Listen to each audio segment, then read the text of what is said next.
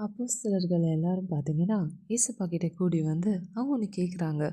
ஆண்டவரே, இந்த காலத்துல அ ராஜ்யத்த இஸ்ரவேலுக்கு திரும்ப கொடுப்பீர் அப்படின்னு கேட்குறாங்க. ஸோ இஸ்ரவேலுக்கு ராஜ்யம் வருவது என்பது பார்த்தீங்கன்னா, பிதாவுக்கு அடுத்த ஆதீனம். ஸோ அந்த காலத்தையோ வேலையோ அறியறது நமக்கு அடுத்தது கிடையாது. ஸோ தேவனாகிய கர்த்தர் இஸ்ரவேலுக்கு அவருடைய ராஜ்யத்தை எப்போ கொடுப்பாருன்றது நமக்கு தெரியாது.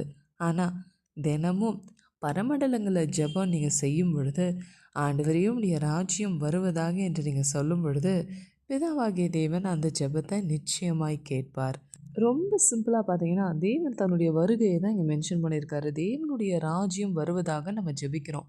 ஆனால் தேவனுடைய ராஜ்யம் எப்போ வரும் அப்படின்னு நம்ம கேட்க முடியாது. ஏன்னா பிதாவுடைய ஆதீனத்தில் வைத்திருக்கிற அந்த காலங்கள் வேலையும் அறிகிறது நமக்கு அடுத்தது இல்லை. ஆண்டவர் எப்போ வேணால் வருவார்.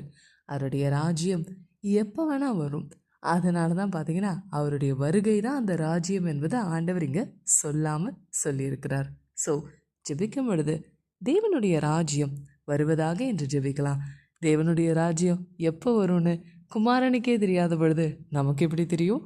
ஸோ குமாரனாகிய இயேசு கிறிஸ்துவை மகிமைப்படுத்தி அவருடைய பாதத்தில் இந்த நாளில் முத்தமிடுங்கள். இது கொஞ்ச காலத்தில் அவருடைய கோபம் பற்றி எறியாதபடிக்கு நம்மை பாதுகாக்கும்.